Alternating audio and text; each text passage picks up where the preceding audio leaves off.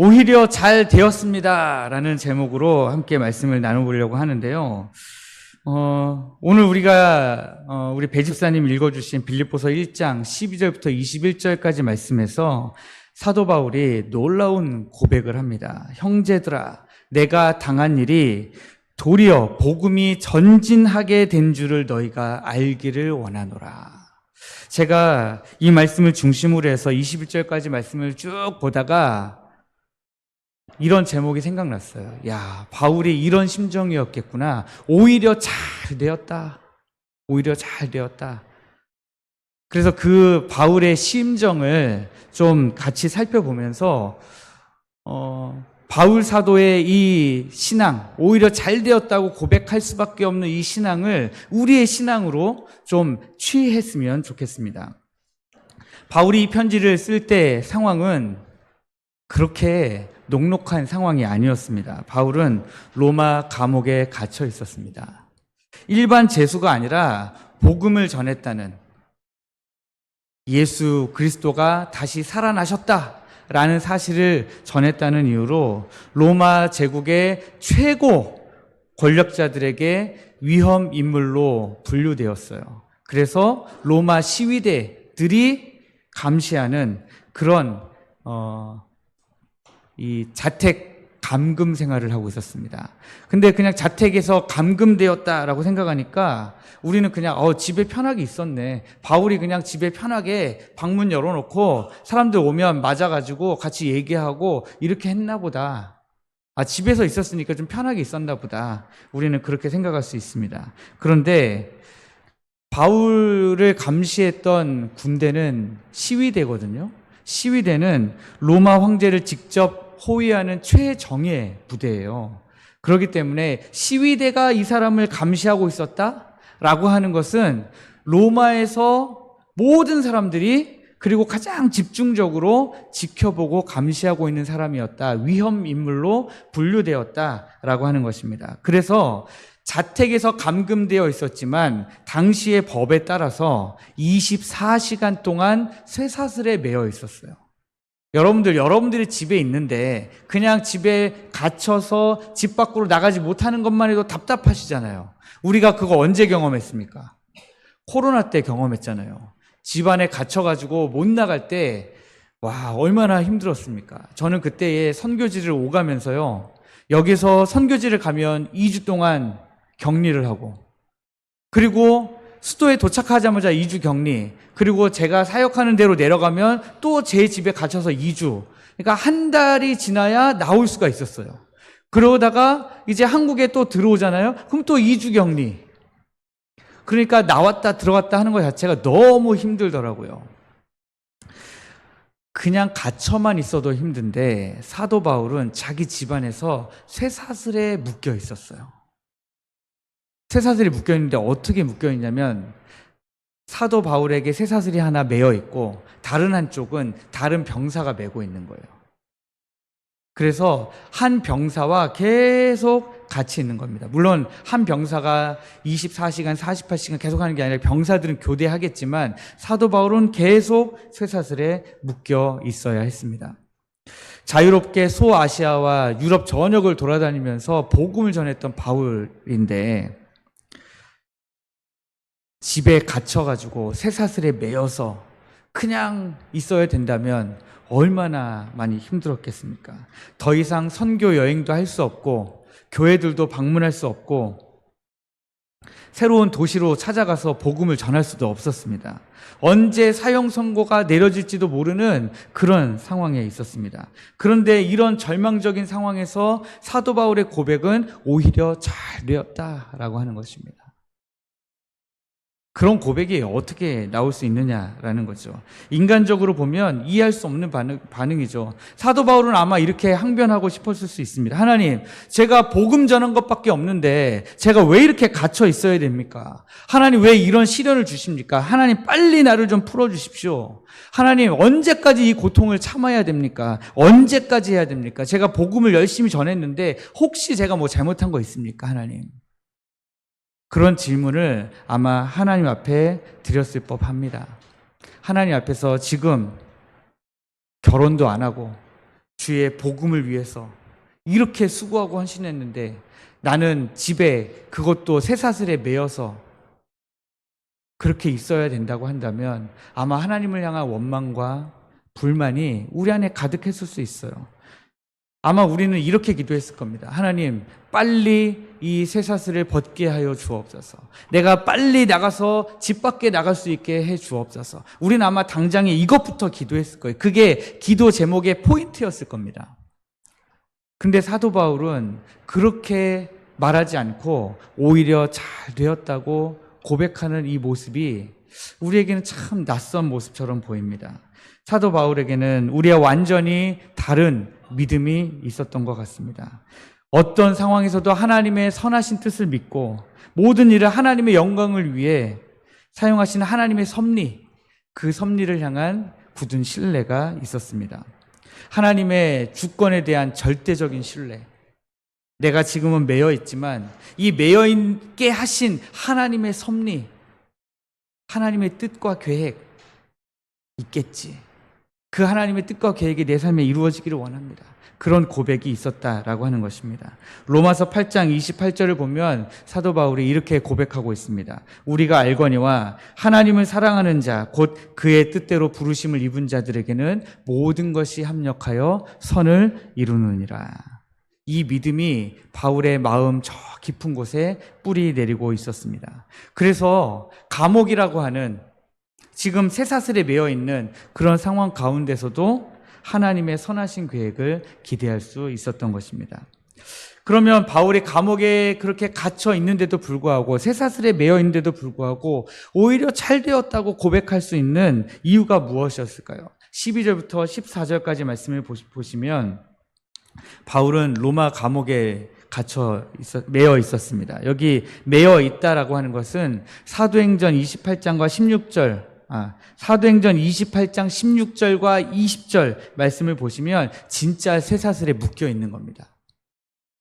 진짜 쇠사슬에 묶여 있고 한쪽에는 다른 군인이 쇠사슬을 같이 차고 있는 것입니다. 가택연금이라고 해서 편한 게 아니에요. 그냥 집안에 그냥 들어 누워서 그냥 쉬기만 하면 되는, 강제로 평생을 쉬어야 되는 그런 게 아니라는 거예요. 굉장히 불편하고 힘들고 견딜 수 없는 고통 가운데 있어야 했습니다. 복음 전도자였잖아요, 사도 바울은. 그런데 그 복음 전도자가 나가서 복음을 전하지 못하고 집에 그냥 계속해서 갇혀 있다면 얼마나 절망적이고 얼마나 답답했겠어요. 바울이 그토록 사랑했던 복음을 전하는 사역, 그토록 열정을 다했던 복음 전파가 이제는 길이 완전히 막혀버린 것 같죠. 더 이상은 하나님이 복음 전하는 이방인의 사도로 나를 부르셨고 사명을 주셨는데 이제 이 사명을 걷어가 버리셨는가? 이제 더 이상은 이 사명이 나랑 아무런 관계가 없는 사람인가? 하나님은 더 이상 나에게 기대하는 것이 없는가? 라는 생각을 할 수밖에 없었습니다. 강물이 흘러가다가 댐에 막혀서 더 이상 흘러가지 못할 때, 강물에게 마음이 있는 것은 아니지만 굉장히 답답하겠죠.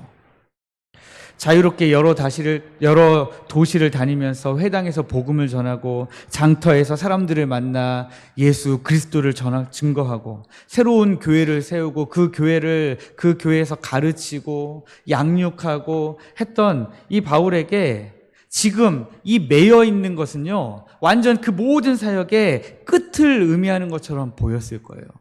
더 이상 바울이 할 일이 없는 사람처럼 보였을 겁니다. 인간적으로 생각하면 이보다 더 절망적인 일은 없는 거죠. 그런데 놀라운 일이 일어났습니다. 13절 말씀을 보시면 이러므로 나의 매임이 그리스도 안에서 모든 시위대 안과 그 밖의 모든 사람에게 나타났으니 라고 기록하고 있습니다. 바울이 매여 있는 그 매임이 그리스도 안에서 모든 시위대 안과 그 밖의 모든 사람에게 다 나타났대요. 바울이 매여 있었기 때문에 오히려 로마에 살고 있는 모든 사람들이 그리스도를 알게 되는 놀라운 일이 일어났다고 하는 거예요. 지금 바울은 너무너무 힘든 상황이지만 로마 전체에 복음을 전하기에는 바울의 매임만큼 좋은 게 없는 거예요. 매여 있었기 때문에 가능한 것이죠. 복음이 시위대에게 전해졌습니다. 제가 아까 이 시위대는 최고 정예 부대들이라고 이야기했습니다. 황제를 직접 호위하는 최정예 부대였어요. 로마 제국의 핵심 인물들이었습니다. 그런데 이들에게 복음이 전해졌다라고 하는 것은 로마 제국의 심장부, 권력의 중심부까지 복음이 침투했다라는 것을 의미했습니다. 바울이 자유롭게 시장으로 다니고 누군가의 집으로 기도하러 들어갔다가 교회를 세우고 할 때에는 만날 수 없는 사람들, 복음을 전하기가 힘들었던 사람들, 그런 사람들에게까지 지금 바울의 매임을 통해서 복음이 전해졌다라고 하는 것입니다. 바울은 가택연금 상태에 매여 있으면서 자기 한쪽에 쇠사슬을 묶고 다른 한쪽에 쇠사슬에 매여 있는 다른 군인에게, 또 그 군인들이 계속해서 교대하면서 이제 쇠사슬을 찰 거잖아요. 그 사람들에게 자기가 왜 지금 매여 있을 수밖에 없는지 자연스럽게 하나님의 복음을 계속해서 전할 수 있었던 거예요. 다른 한쪽에 매여 있는 군인은요, 바울이 얘기하면 어쩔 수 없이 다 들어야 돼요. 이보다 좋은 복음 전파의 기회가 어디 있습니까? 군인이, 로마의 최정예 군인이 내 한쪽에 있는데 내가 예수 그리스도에 대해서 어떤 복음을 전하든지 도망도 못 가요. 도망도 못 가고 복음을 들었다 하는 것입니다. 그리고 그 밖에 모든 사람, 여러분, 시위대 빼고 그 밖에 모든 사람이라고 하면 그 성에 살고 있는, 로마에 살고 있는 모든 사람을 다 얘기하는 겁니다. 로마 사회의 여러 계층의, 모든 계층의 사람들에게 바울의 이야기가 전해졌습니다. 바울이라고 하는 로마 시민인데 예수를 그리스도라고 부르는 어떤 한 사람이 지금 감옥에 갇혀 있대 하면서, 근데 그 그리스도가 누구야 도대체 하면서 이제 바울의 소문이 로마 전체로 퍼져나가게 된 것입니다. 저 사람이 도대체 왜 감옥에 있을까?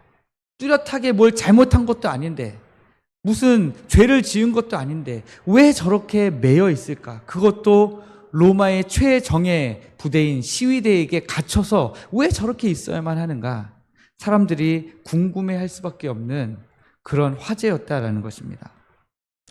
하나님께서는 바울을 쇠사슬에 매이게 만드셔서 바울의 자유를 완전히 제한하셨지만 오히려 그 매임을 통해서 복음이 더 선포되게 만드셨습니다.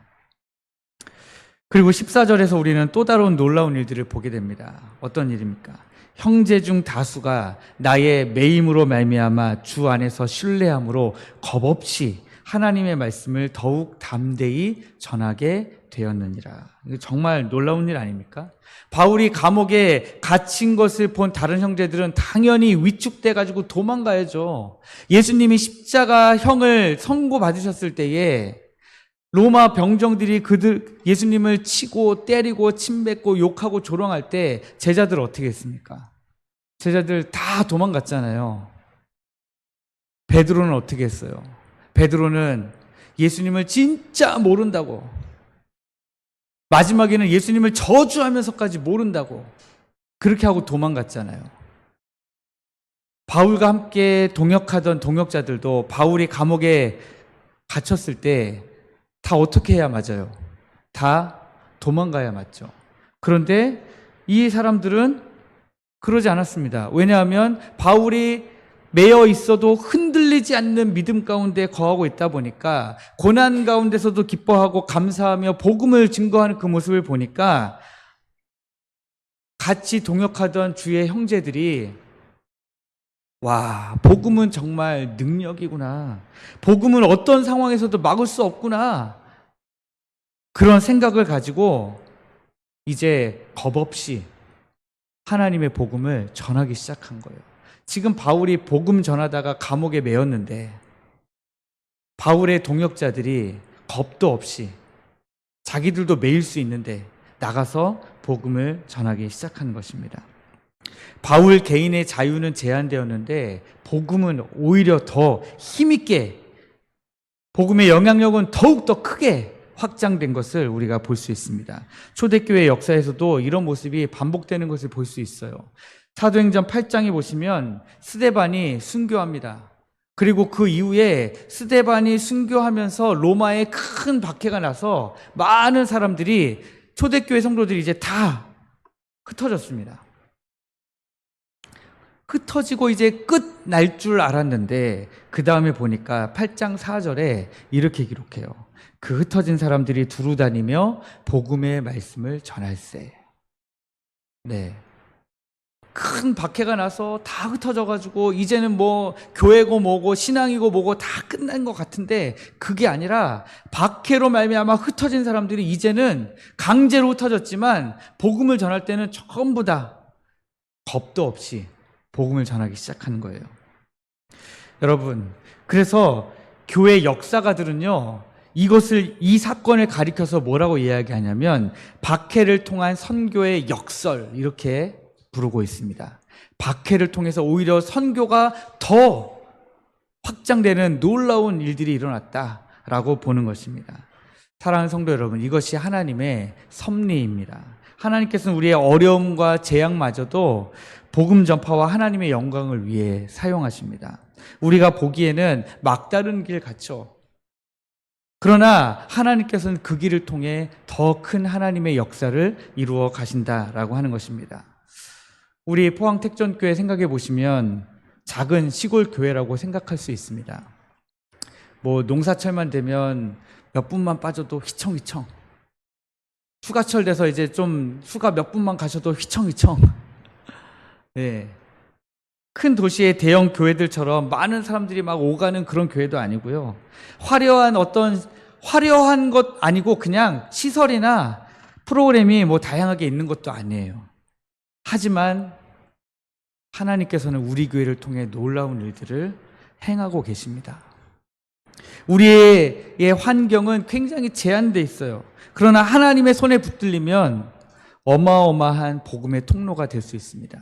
큰 교회가 하지 못하는 거 우리가 할 수 있어요. 우리 교회가 아까 나와서 찬양 부르는 아이들이 있잖아요. 그 중에 절반이 예수님을 처음 믿는 아이들이에요. 근 1개월, 2개월 이내에 예수님을 처음으로 믿는 아이들. 그 아이들이 나와가지고요, 여러분. 주님께서 밤중에 찾아오실 때에 막 하고 찬양하고 있다고 생각해 보세요. 우리의 항아리를 성령의 기름으로 채워주셔서 막 이렇게 찬양하고 있는데 1, 2개월 전에는 예수님을 알지도 못했던 애들이. 놀라운 일 아닙니까? 그런데 이 얘기를 하면요, 다른 목사님들도 그렇고 이번에 같이 섬기러 와준 분들도 그렇고 다 뭐라고 하냐면, 학교 앞에서 전도가 돼요? 아직도 학교 앞에서 전도가 돼요? 이렇게 이야기해요. 우리는 그걸 온몸으로 보여줬잖아요. 다른 교회는 다 포기하고 떨어져 나가는데 우리는 이제 달라붙어가지고, 네, 진짜 얼마나 우리 핍박받으면서 지난 학기에 복음을 전했습니까?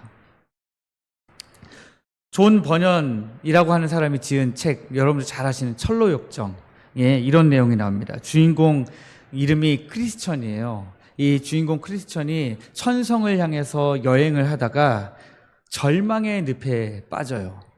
절망의 늪에 빠져서 허우적 절망의 늪에 빠지니까요, 헤어나오기가 너무 어려운 거예요. 절망이 계속 발목을 잡고 소망이 없어 보이고, 천성을 향해 가는 게 도대체 무슨 소용이 있나 싶기도 하고, 천성을 향해 내가 갈 수는 있나 소망이 없고 계속해서 절망의 나락으로 들어가는 거예요. 그때에 존 버년은 그 장면에서 이렇게 글을 쓰고 있어요.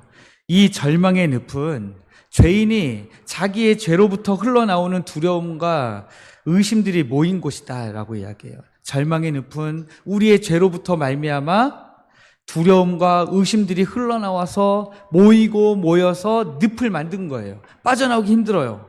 그런데 이곳을 통과해야만 진정한 구원의 길로 나갈 수 있다고 이야기해요. 그래서 우리는 절망의 늪을 만나면 너무 힘들죠. 그런데 사도 바울의 고백은 뭐예요? 오히려 잘 됐어. 이거 지나가야 천성을 향해 가는 거니까 오히려 잘 됐어 한다는 거예요. 우리의 삶의 어려움도 마찬가지입니다. 어려움 자체가 우리를 더 성숙하게 만들고 하나님을 더 깊이 의지하게 만드는 도구가 된다는 거예요. 이제 바울이 두 번째로 오히려 잘 되었도다 라고 말할 수 있었던 이유를 15절부터 18절 말씀에서 살펴보려고 합니다. 바울 주변에 다투는 자들이 있었습니다. 바울 주변에 다투는 자들이 있었는데 바울이 얼마나 힘들었겠어요. 얼마나 복음을 전해놓고 하나님의 말씀을 가르치고 양육했는데 그 사람들이 계속해서 다투고 있으면 이 사도 바울의 마음이 얼마나 힘들었겠습니까? 근데 15절 말씀을 한번 보겠습니다. 어떤 이들은 투기와 분쟁으로, 어떤 이들은 착한 뜻으로 그리스도를 전파하나니. 어떤 사람들은요, 착한 마음을 가지고 사도 바울과 동일한 마음을 가지고 복음을 전하는 사람들이 있었습니다. 진실한 동역자들인데요. 진실한 동역자들만 있었던 것은 아니고 투기와 분쟁으로 그리스도를 전파하는 사람들이 있었습니다. 16절, 17절 말씀을 보시면 이들은 내가 복음을 변증하기 위하여 세우심을 받은 줄 알고 사랑으로 하나, 이것은 착한 그룹이 그렇게 했다는 거예요. 착한 사람들이 이렇게 복음을 전했다는 거예요. 그런데 투기와 분쟁으로 했던 사람들은 17절 말씀에 그들은 나의 매임에 괴로움을 더하게 할 줄로 생각하여 순수하지 못하게 다툼으로 그리스도를 전파하느니라. 그러니까요, 순수하지 못하게 다툼으로 그리스도를 전파했는데 그 다툼이 바울을 더 괴롭게 할 것을 알고 있었어요. 바울을 더 괴롭게 할 줄 알면서 일부러 더 투기와 분쟁으로 바울을 힘들게 했던 거예요.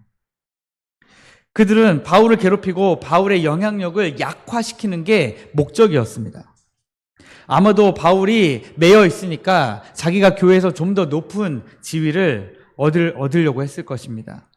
아니면 바울의 신학이나 사역 방식에 반대하면서 내가 더 맞아, 이렇게 했었어야지 하면서 바울을 비난했습니다. 바울에게 감옥의 고통보다 어쩌면 매여 있는 것보다 더 큰 상처가 되었을 수 있습니다.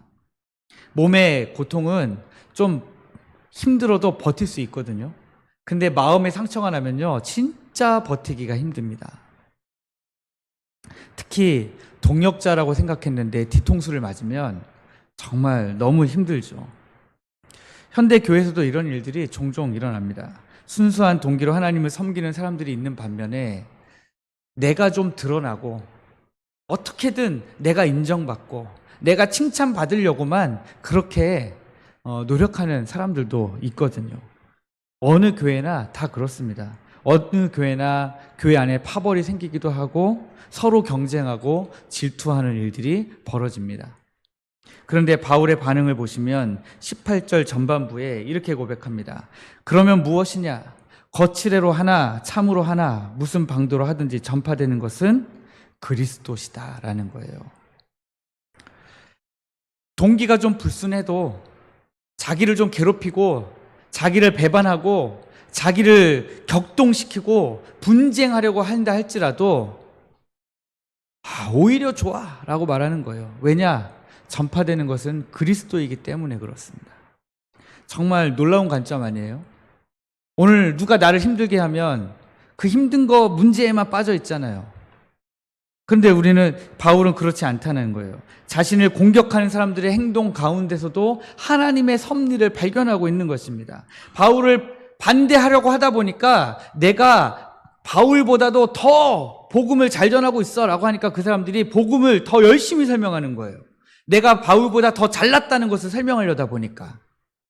그러니까 바울이 보니까 내가 마음이 좀 힘들긴 한데 저 사람들이 나보다 복음을 더 잘 전한다고 인정받고 싶으니까 더 열심히 복음을 전하네. 그러면 오히려 잘 되었다. 그렇게 이야기하고 있는 것입니다. 하나님의 주권에 대한 놀라운 계시죠. 하나님께서는 인간의 연약한 혹은 악한 의도마저도 하나님은 하나님의 선한 목적을 위해서 다 사용하십니다. 성경 전체에서 이런 일들이 계속해서 반복돼요. 구약의 요셉을 한번 생각해 보십시오. 요셉이 뭐 잘못한 거 있어요? 꿈꾸고 꿈 얘기한 거, 아버지가 채색옷 입혀주니까 채색옷 좀 입은 거, 아버지가 요셉만 이뻐해 주시니까 어떡해요? 그 이쁨 받은 것밖에는 죄가 없잖아요. 근데 형제들은 그게 너무너무 싫었어요. 그러니까 요셉이 아버지의 심부름 왔을 때 잡아다가 구덩이에 가뒀다가 다시 꺼내가지고 미디안 상인들에게 팔았다가, 미디안 상인은 애굽에 가서 보디발에게 팔았다가, 보디발의 아내가 그와 함께 뭐 좀 하려다가 감옥에 보내버리고, 그 요셉의 그 처음 괴로움의 시작부터 보면 형제들이 그 요셉에 대한 시기와 질투와 분쟁으로 다툰 거잖아요. 그런데 요셉이 애굽에 가지 않았다면, 하나님이 애굽에 7년 기근을 내리실 때에 이스라엘은 살아남을 수가 없었을 겁니다. 그래서 결국 창세기 50장 20절 말씀을 보면 요셉이 형들에게 이렇게 말하는 장면을 우리가 볼 수 있습니다. 당신들은 나를 해하려 하였으나 하나님은 그것을 선으로 바꾸사 오늘과 같이 많은 백성의 생명을 구원하게 하셨습니다. 그런 고백을 우리가 볼 수 있게 되는 것입니다. 요셉의 고백은 뭐예요? 바울과 똑같은 겁니다. 오히려 잘 되었어요, 형님들. 형님들이 나를 보내셨으니까 이렇게 우리가 살 수 있었던 거예요. 오히려 잘 됐어요. 지금 그런 고백이죠. 바울은 이 진리를 깊이 이해하고 있었습니다. 자신을 공격하는 사람들을 보면서도, 야, 오히려 예수님이 그리스도가 전파되고 있구나. 아, 오히려 잘 되었다 하는 것입니다. 18절 후반부에 사도 바울이 이렇게 고백합니다. 이로써 나는 기뻐하고 또한 기뻐하리라. 여기서 기뻐하고 또한 기뻐하리라는 것은 과거, 현재, 미래에 대한 고백이에요. 바울은 지금까지도 내가 기뻐했고, 지금도 너무 기쁘고, 앞으로도 너무 기쁘다. 근데 여러분, 나를 격동시키려고 지금 투기하고 분쟁하는 사람들에게, 그런 사람들 내가 보면서 기뻐하고 기뻐할 수 있습니까? 그거 기뻐하고 기뻐하는 거 굉장히 어려운 일입니다. 그런데도 불구하고 이 말씀을 나누는 이유는 우리가 기뻐하고 기뻐해야 하기 때문에, 하나님이 우리에게 그것을 요구하시기 때문에, 오히려 잘 되었도다 하는 그 고백을 원하시기 때문에 우리가 지금 이 말씀을 나누는 것 아니겠습니까? 교회 안에서 때로는 오해나 갈등이 있을 수 있습니다. 왜냐하면 불완전한 사람들이 모였기 때문에 그래요. 날마다 넘어지고 실패하는 사람들이 모였기 때문에 그래요. 때로는 순수하지 못한 동기로 말하고 행동하는 사람들을 만날 수도 있습니다. 그런데 중요한 것은 그런 가운데서도 하나님은 하나님의 뜻을 이루어 가신다라고 하는 것입니다. 이제 세 번째를 보겠습니다. 바울이 세 번째로 오히려 잘 되었다라고 고백할 수 있었던 이유는 19절부터 21절 말씀에 나와 있습니다. 여기에는 죽음이라고 하는 인생 최대의 위기가 나타나고 있습니다. 바울은 로마 감옥에서 생사를 알 수 없는 극도로 불확실한 상황에 놓여 있었습니다. 로마 법에 따르면 로마 시민권을 가진 사람은 로마의 황제 앞에서 최종 재판을 받을 권리가 있었지만, 그건 재판받을 권리가 있는 것이지 죽고 사는 문제는 그 앞에 가봐야 결정이 나는 것이었습니다. 당시 황제는 네로 황제였죠. 잔인하고 변덕스러운 사람이었어요. 어떻게 될지 알 수가 없었습니다. 어떤 판결을 내릴지 몰랐어요.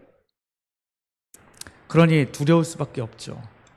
죽을지 살지. 죽음 앞에서 인간은 모든 것이 무의미하게 느껴질 수 있습니다.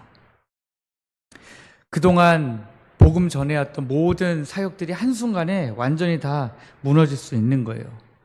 그러나 사도 바울은 여전히 복음을 전하고 싶었고, 교회를 세우고 싶었고, 이미 세워진 교회들 찾아가 보고 싶었고, 얼마나 그랬겠습니까? 그런데도 사도 바울은 고백하는 것입니다. 20절 말씀에 나의 간절한 기대와 소망을 따라 아무 일에든지 부끄러워하지 아니하고 지금도 전과 같이 온전히 담대하여 살든지 죽든지 내 몸에서 그리스도가 존귀하게 되려 하나니, 그렇게 고백합니다. 자기의 생명이 관심사가 아니었어요. 살든지 죽든지 예수님만 존귀하게 되는 것, 예수님만 높임받는 것, 그게 사도 바울의 유일한 감신서였습니다. 내가 나의 삶, 나의 죽음, 그것을 통해서도 그리스도가 전파되기를 원했습니다. 간절한 기대와 소망이라고 하는 것은 정말 목을 빼고 기다리는 거예요. 목을 빼고 석방되는 날을 기다리는 게 아니라 목을 빼고 그리스도가 존귀하게 되기를 바라고 있었다는 거예요. 바울이 예를 들어서 석방되었다면, 이제 매임에서 풀려났다면, 여러분, 그리스도는 더 존귀하게 되실까요? 더 많은 사람들에게 복음을 전할 수 있고, 더 많은 교회를 세울 수 있고, 하나님 나라의 확장을 위해 더 많은 일을 할 수 있어요. 석방 자체가 하나님의 능력을 증명하는 일이 될 거예요.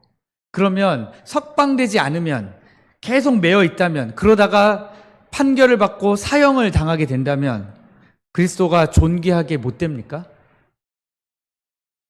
그렇지 않다는 거예요. 바울이 복음을 위해 목숨을 끝까지 바치는 그 모습을 통해서도 하나님 나라는 계속해서 확장될 것이고, 동역자들은 와, 복음의 능력이 사도 바울로 하여금 죽음 앞에서도 겁내지 않게 만드는구나 라고 독려하게 되었을 것입니다. 바울에게는요, 어떤 결과든 상관없었어요. 살든지 죽든지 그게 관심사가 아니라 내가 살든지 죽든지 어떻게 그 과정 가운데서 하나님이 높임 받으실 것이냐 하는 것이었습니다. 그래서 21절 말씀에 이는 내게 사는 것이 그리스도니 죽는 것도 유익함이라 그렇게 고백합니다. 사는 것이 그리스도라는 것은 바울의 삶의 목적, 삶의 의미, 삶의 가치가 다 그리스도라는 거예요. 바울은 자신을 위해 살지 않았어요. 자기의 유익은 지금 중요하지 않아요.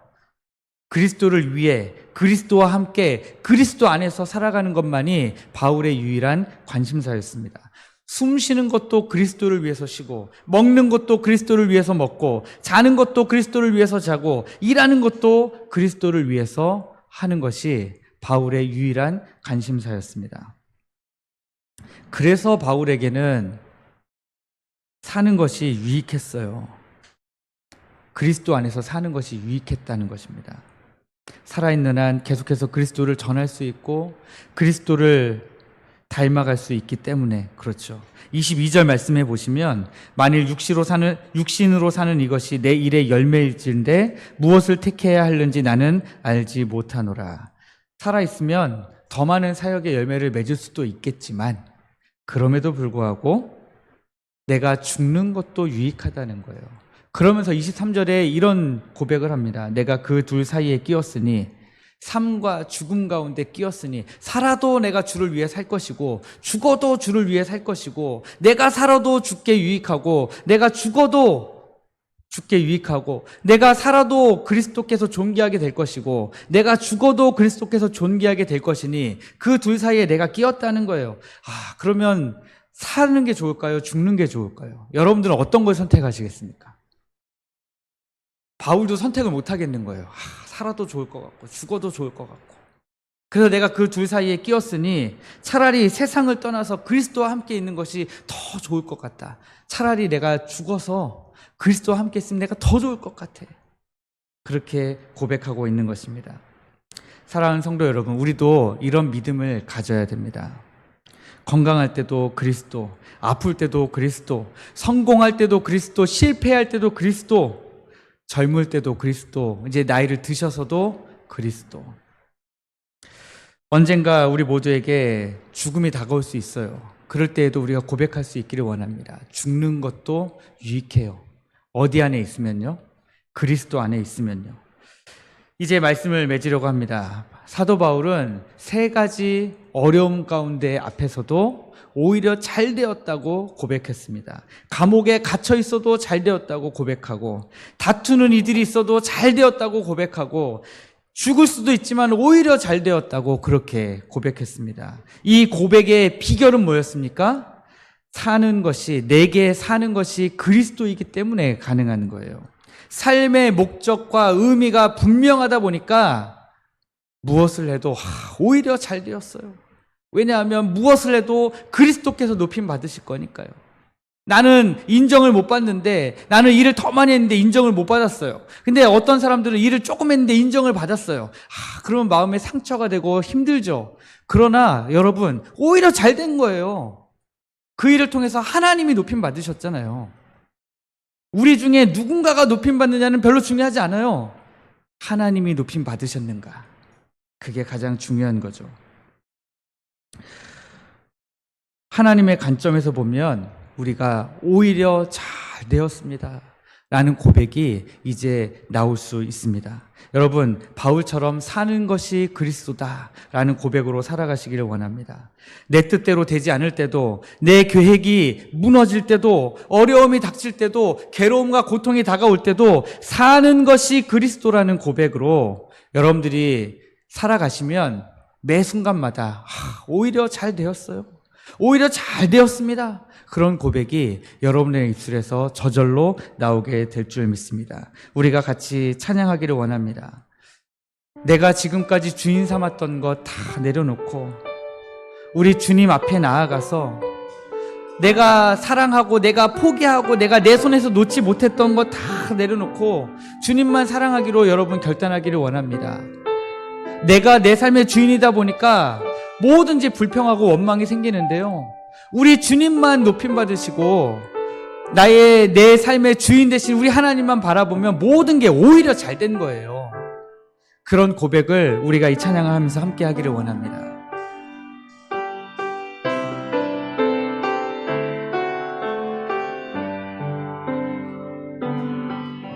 내가 주인 삼은 모든 것 내려놓고 내 주 대신 주 앞에 나가 내가 사랑했던 모든 것 내려놓고 주님만 사랑해.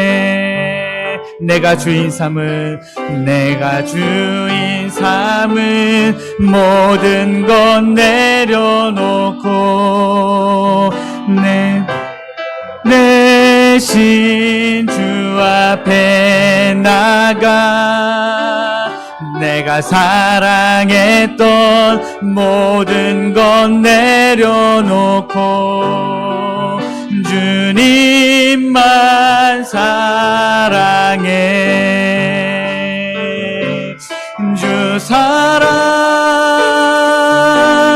거친 풍랑에도 깊은 바다처럼 나를 잠잠케 해. 그 사랑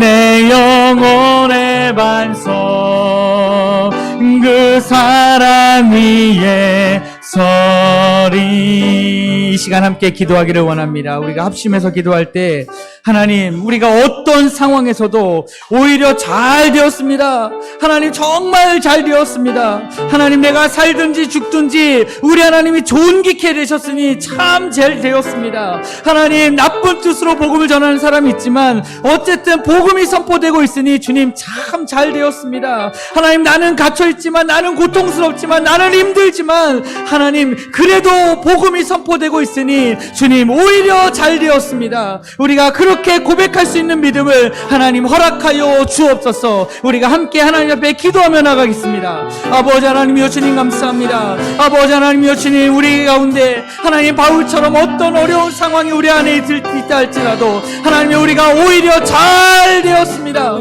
하나님, 정말 잘 되었습니다. 하나님, 복음이 전파되고 있으니 참 감사합니다. 하나님, 많은 사람들이 예수 그리스도를 알게 되었으니 주님 참 잘 되었습니다. 아버지 하나님, 내가 죽음 앞에 놓여있지만 그럼에도 불구하고 하나님, 내가 사는 것도 내가 죽는 것도 하나님 앞에 유익하니 주님 참 잘 되었습니다. 하나님, 우리가 이렇게 고백하며 나아가는 우리의 삶이 되도록 하나님 인도하여 주옵소서. 우리 포항택전교회에 속한 모든 성도들이 하나님 앞에서 이 고백을 드릴 때에 아버지 하나님, 주께서 홀로 높임 받으시고 아버지 하나님, 주께서 주의 놀라운 은혜 가운데 우리들을 인도하여 주시옵소서. 주님 감사합니다. 주님